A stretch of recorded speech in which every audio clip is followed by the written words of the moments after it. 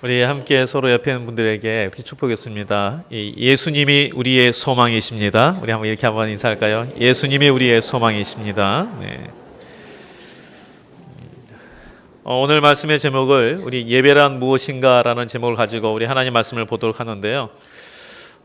그런 이유가 있습니다. 우리가 예배를 하나님 앞에 드림에도 불구하고 정말 예배의 의미를 잊어버리고 드릴 때가 많은 것 같습니다. 한참 된 것 같아요. 몇 년 전에 우리 고지전이라는 그런 그 영화가 상영이 됐죠. 제가 이제 봤는데 올해 기억이 남는 대사가 하나 있어요. 이게 뭐냐면 이제 정전을 불과 몇 시간 앞두고 이제 남한군과 인민군이 이렇게 같이 이제 고지전 쟁탈 전쟁을 하다가 양쪽 다 죽고 양쪽에서 한 사람씩만 이게 살아남잖아요. 그래서 이제 서로 대화를 하는데 공교롭게도 그 인민군 장교는 3년 전에 그 주인공이 의정부에서 포로로 잡혔을 때에 그걸 놔줬던 사람인데 그때 이렇게 이야기를 했었어요.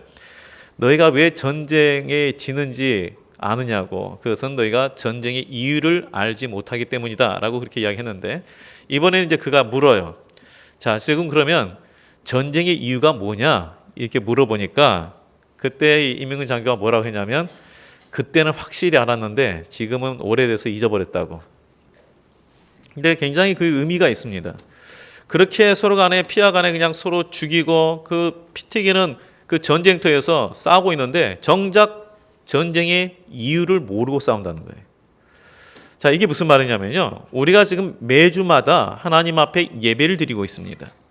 본인의 믿는 세월만큼 예배를 드리고 있어요.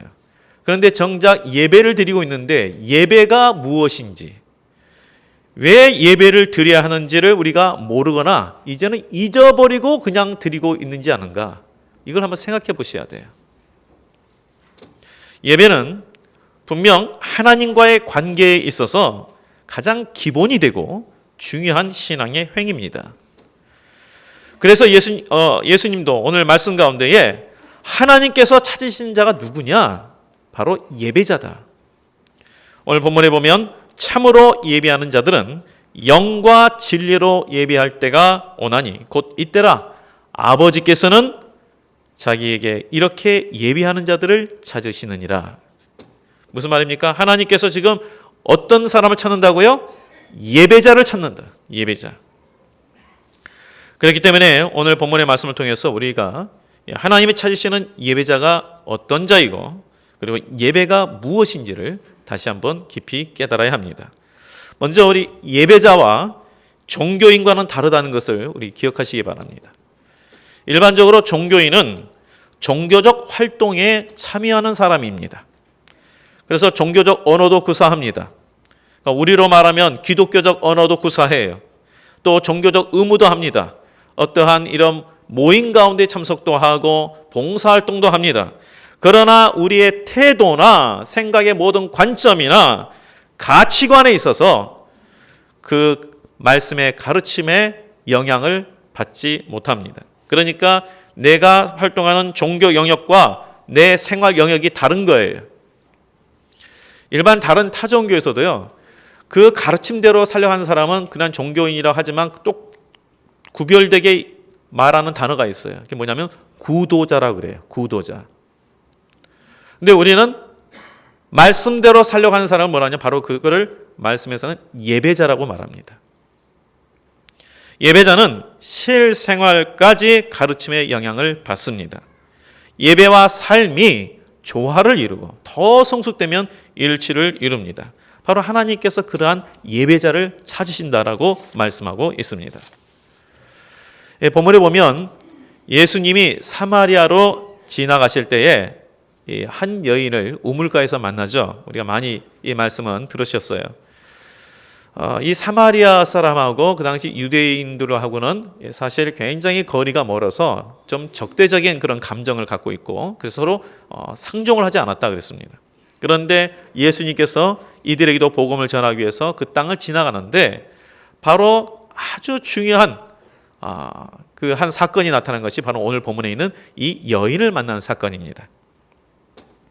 이 여인은 삶에서 큰 상처를 받고 어려운 상황 가운데 있는 사람입니다. 오늘 말씀에 보면요. 읽어보면 남편이 5 있다라는 이 말씀, 이것만 가지고도 이 사람이 얼마나 큰 상처 가운데 있는지를 알 수가 있어요. 이걸 잘못 보면은 이 여인이 굉장히 좀 능력이 많은가 보다. 남편을 5이나 두고 있네. 이렇게 생각하면 이게 오해예요. 그게 아니라 당시에는요. 장자가 그 형이 후사가 없이 죽으면 동생이 형수하고 결혼을 해서 그 후손을 낳게끔 되어 있어요. 그게 관습이에요. 그런데 그것을 또한 그 동생이 거절할 수도 있어요. 그러다 보니까 오늘 보면 남편이 5 있었다라는 것은 사람이 죽거나 거절로 인하여서 5명이 다 지나가고 지금 있는 사람도 남편이 아니다. 그것은 무슨 말입니까? 가까운 친족 집에 지금 있는데 거기서 사실은 정말 눈칫밥을 먹고 사는 거예요. 사실 배우자를 상실한 것만도 굉장히 큰 고통인데 얼마나 큰 고통입니까? 근데 그 고통에다가 사람에게 버림받는 이러한 고통까지 겸해져 있는 굉장히 불쌍한 여인이에요. 자, 그런데 이렇게 심각한 삶의 문제에 직면한 여자에게서 무슨 말이 나오냐면 우리가 생각하는 자살이다, 살고 싶지 않다 이런 말이 아니라 예배라는 단어가 나와요. 이 단어가 굉장히 중요해요. 지금 이 여인에게서 나 이런 삶 가운데 있다. 정말 상처받고 더 이상 살고 싶지 않다. 그냥 마지못해 산다. 이게 아니라 지금 예배라는 단어가 나오고 있어요. 어떻게 생각하면 여자가 지금 자신의 어떤 그 비참한 그런 삶에 대해서 드러내고 싶지 않아서 화제를 다른 쪽으로 돌리는 것처럼 보이지만 그러나 이 예배라는 것은요. 지금 나의 모든 관심, 나의 모든 초점을 어디에 두고 있느냐를 말해주고 있는 거예요. 네. 예배는 우리 삶 가운데 있는 내 안에 있는 허전함들, 내 마음에 있는 상처들, 이 외로움들 이것을 무엇으로 채울 것인가? 누구로 채울 것인가? 이러한 관심에 있어요. 이 여인이 예배를 언급하는 것은 바로 그의 허전함과 상처를 무엇으로 싸맬 것인가에 대한 바로 그 마음에서 배어나온 것입니다. 우리가 종종 이 예배에 대해서 혼돈을 하는 것이 있습니다. 이게 뭐냐면 예배 모임과 예배를 동일하게 생각하는 거예요. 예배 모임과 예배는 좀 겹치는 부분도 있지만 같지는 않습니다. 마치 뭐가 같냐면요. 결혼식과 결혼과 약간 차이가 있는 것과 동일해요.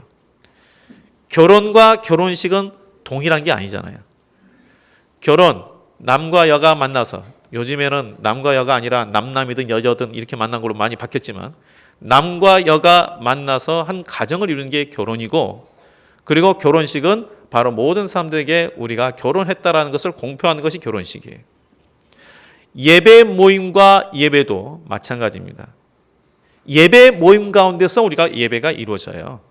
그러나 예배 모임 자체가 예배는 아니에요. 왜 예배가 중요하냐? 예배 모임을 통해서 우리가 하나님을 만나고 그분으로부터 주시는 위로함을 얻고 능력을 얻기 때문에 그렇습니다. 그리고 내 자신을 하나님께 드림으로 온전한 인도함을 받아요. 그래서 예배가 뭐냐? 첫 번째, 나 자신을 드리는 것이 예배다. 내 자신을 드리는 것. 자, 예배하라는 그 단어는요, 엎드려 절하다라는 그런 뜻이에요. 원래 예배하다가 뭐라고요? 엎드려 절하다. 이건 뭐예요? 섬기는 행위예요. 섬기는 행위예요.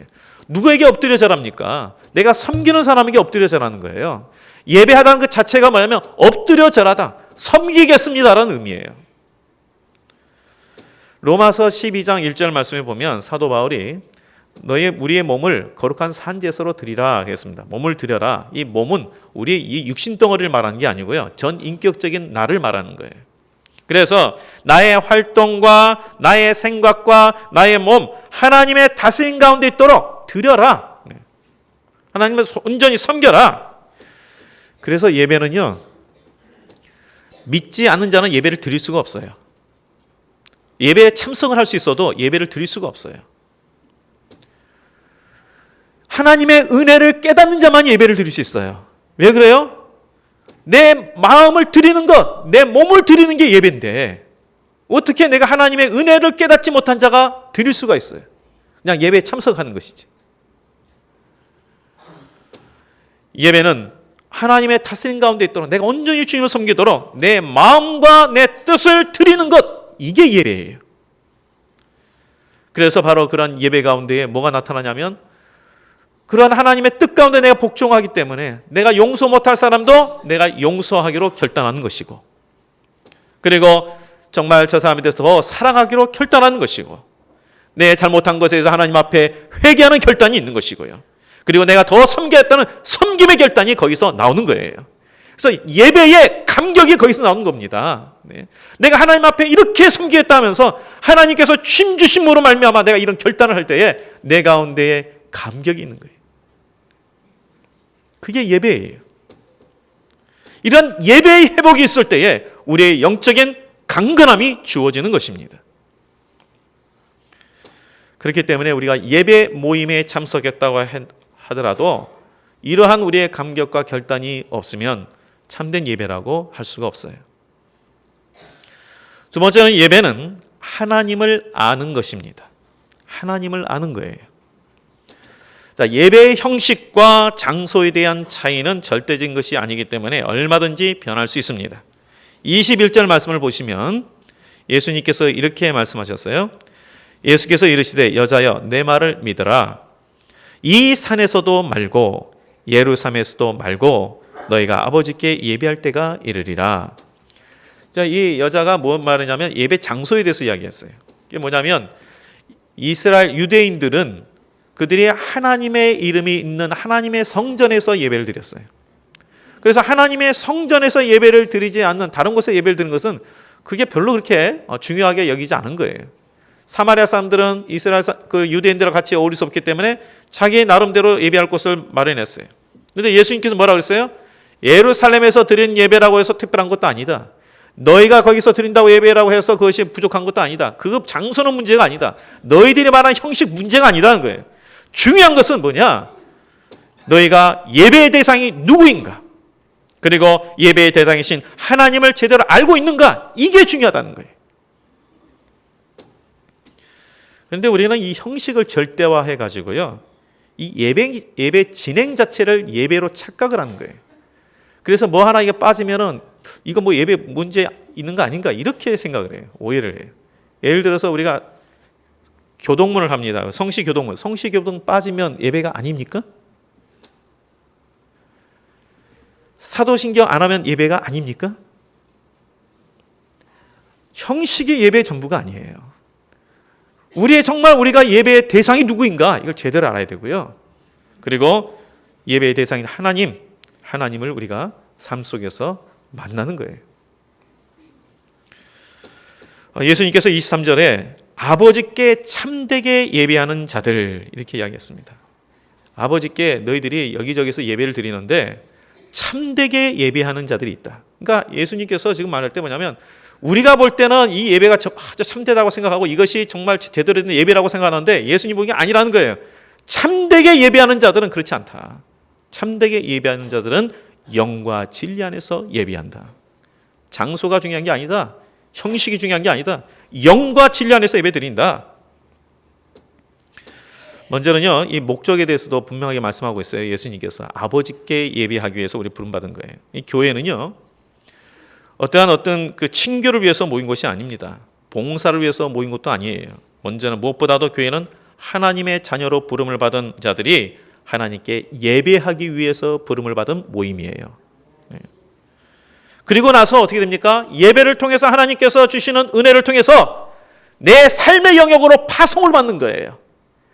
하나님께서 나에게 주신 힘을 가지고 내 삶 속에서 그래서 하나님의 사도답게, 하나님의 사람답게 사는 거예요.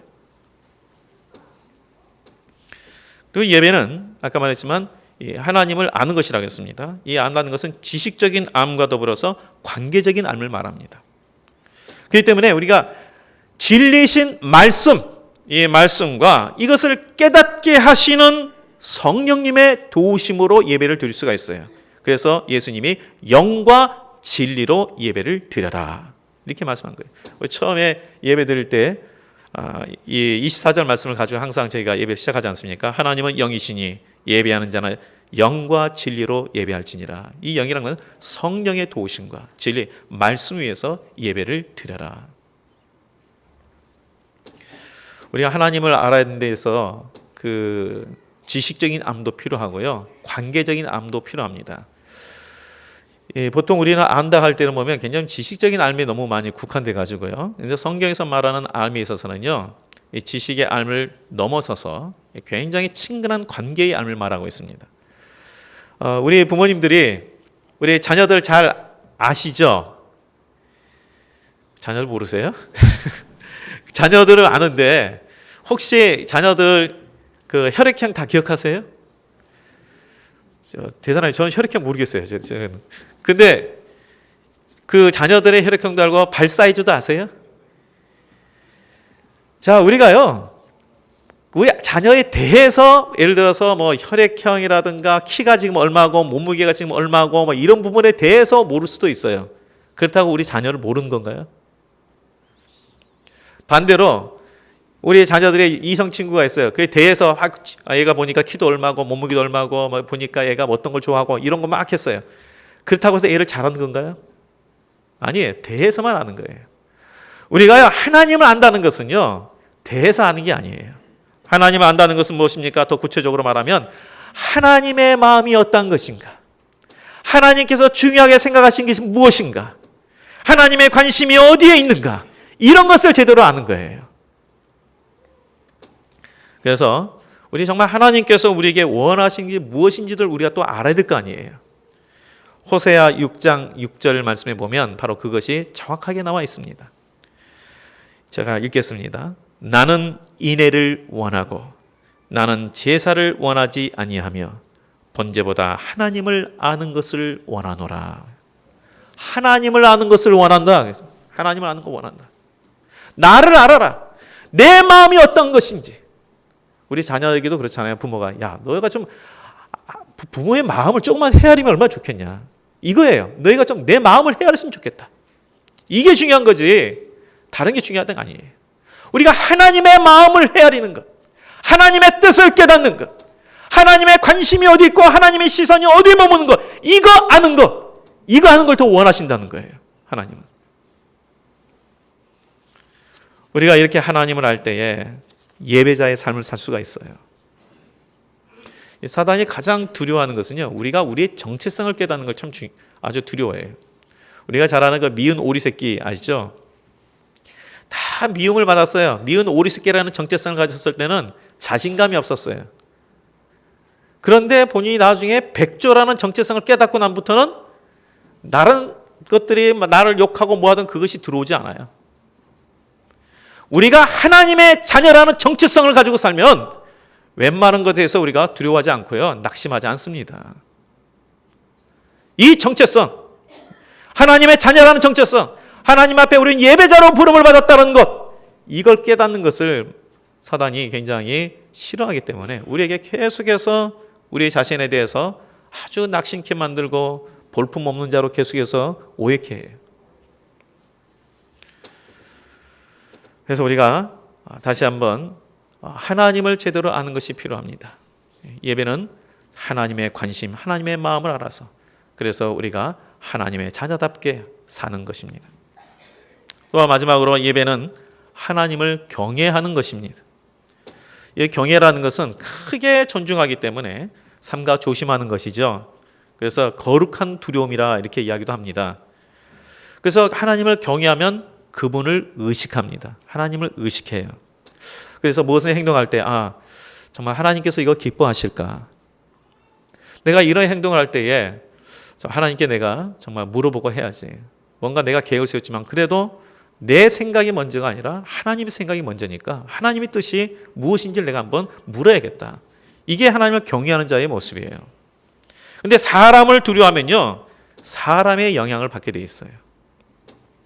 어떤 거냐면요, 우리 그 성도님들 그 사람을 두려워하게 되면 그 사람에 대해서 칭찬보다는 아부를 하게 돼 있어요. 똑같은 말도요, 칭찬과 아부는 다릅니다. 제가 예전에 어떤 분이 그 말 하더라고요. 한두 번 아부하는 건 아부지만 평생 아부하면 아부가 아니다, 이렇게 이야기했는데 동기가 틀려요. 아부는 나의 이득을 위해서 하는 말이에요. 그러나 칭찬은 뭐예요? 상대방을 세워주고 섬기기 위해서 하는 말이 칭찬이에요.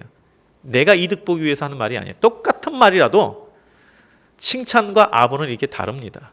사람을 두려워하게 되면요, 아부하게 돼 있어요. 이 세상을 두려워하면 우리가 세상에 아부하게 돼 있어요.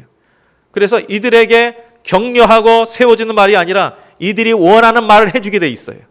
이게 아부예요. 우리가 하나님을 경외해야 돼요. 하나님을 의식해야 돼요. 이게 예배자예요. 하나님을 경외하면 그분의 말씀에 의해서 우리가 영향을 받게 됩니다. 이게 예배자의 삶입니다. 말씀에 영향을 받아요. 우리가 어제부터 또 다음 주 이렇게 해서 성경 통독 세미나를 합니다. 이건 성경 읽기가 아니고 성경을 어떤 관점으로 읽을 것인가를 하는 그런 세미나예요. 하루 했지만 참 많은 우리의 도전과 유익이 있어요. 왜요? 말씀에 의해서 우리가 영향을 받기 때문에 그래요. 말씀에 의해서 영향을 받기 시작할 때 우리 삶 가운데 나에게 주어진 문제들 이기는 힘이 나도 모르는 사이에 세워져요. 나는 이전에 내 삶에 대해서 목적을 몰랐는데 하나님이 나를 하나님의 백성으로 삼아주시고 하나님 나라를 위해서 나를 쓰시려고 부르셨구나. 삶의 목적, 의미를 깨달을 때 더 힘이 생겨요. 하나님의 말씀에 의해서 영향을 받을 때에 우리가 예배의 삶을 살 수가 있어요. 이걸 포기하면 세상에 아무 영향도 끼치지 못하고 그리고 예배자의 삶도 살지 못하고 그냥 종교인으로 머물게 되는 것입니다. 그래서 우리가 예배를 소중하게 여기셔야 돼요. 예배를 소중하게 여기셔야 돼요. 그래서 오늘 추우셔서 좀 늦게 오신 분들은 죄송합니다. 그래서 예배 늦으시면 안 돼요. 정말 하나님 앞에 내가 하나님 엎드려 하나님을 섬기는 것. 그래서 하나님 내 마음을 드립니다. 내 뜻을 드립니다. 주님 내 가운데 나를 다스려 주옵소서. 내가 드리는 것이고 내가 하나님 말씀에 내가 의지하면서 영향받고 살겠습니다. 이런 결단하는 것이 예배인데 우리가 예배 시간마저도 우리가 제대로 지키지 못한다면 어떻게 우리가 예배를 제대로 드릴 수 있겠습니까? 참석은 할 수 있어도. 우리 성도님들 하나님이 찾으시는 자가 누구신지를 오늘 다시 한번 말씀 가운데 깨달으시기 바랍니다. 23절 말씀 우리 다 같이 한번 24절까지 천천히 한번 읽어보도록 하겠습니다. 23절에서 24절 시작. 아버지께 참되게 예배하는 자들은 영과 진리로 예배할 때가 오나니 곧 이때라. 아버지께서는 자기에게 이렇게 예배하는 자들을 찾으시느니라. 하나님은 영이시니 예배하는 자가 영과 진리로 예배할지니라. 아멘. 네. 예배 모임에 참석하는 자가 아니라 하나님과의 친밀함으로 그분을 알고 그분의 다스림 가운데 나를 드리고 그래서 하나님의 영향을 받는 영과 진리 안에서 예배드리는 그런 자를 찾으신다고 말씀했어요. 그리고 이런 예배자로 우리가 회복될 때에 하나님의 친밀감이 우리에게 주어지고 세상이 알지 못하는 그런 새 힘과 단잠을 얻게 되는 것입니다. 우리에게 주어진 문제를 이길 수가 있는 거예요. 이 여인, 아까 말했죠. 이 여인 어떤 여인이었습니까? 세상에 실패한 여인이었어요. 사람들에게 버림받은 여인이었어요. 어떠한 것도 삶에 의욕도 없는 그런 여인이었는데 이 예배를 통해서 예수님을 만나고 예배의 삶에 그가 나감으로 말미암아 성경에 기록이 되고 그가 다른 사람들에게 오히려 하나님의 영향을 끼치는 많은 삶을 주께로 인도하는 그런 삶이 되지 않았습니까? 우리가 하나님 앞에서 예배가 회복되면 우리의 삶 가운데 영향력이 있어요. 다른 모든 무너진 것들이 회복이 됩니다. 예배에 성공해야 우리 신앙이 성공할 수 있어요. 예배자가 될 때에 참된 회복이 있습니다. 삶의 문제를 이길 수 있는 그러한 힘을 얻게 됩니다. 우리 모두가 성령의 인도하심과 말씀을 통해서 참된 예배자가 되시기를 주의 이름으로 축복드리겠습니다. 기도하겠습니다. 하나님, 우리가 삶에서 여러 상처들과 실패를 경험하고 낙심될 때에 공허할 때에 우리가 도움이 되지 않는 다른 헛된 것을 찾을 때가 참 많았습니다. 이제 진정한 위로와 도움이 되시는 하나님만 의지하고 하나님께 내 마음을 드림으로 하나님의 위로와 평강을 얻는 우리 모든 성도가 되게 하여 주옵소서. 하나님을 만남으로 세임 얻게 하여 주시옵소서. 무엇보다도 예배가 회복되게 하여 주셔서 하나님을 깊이 알게 하시고 하나님을 의식하며 다스린 가운데에 온전한 회복, 삶의 회복 있게 하여 주옵소서. 예수님 이름으로 기도하옵나이다. 아멘.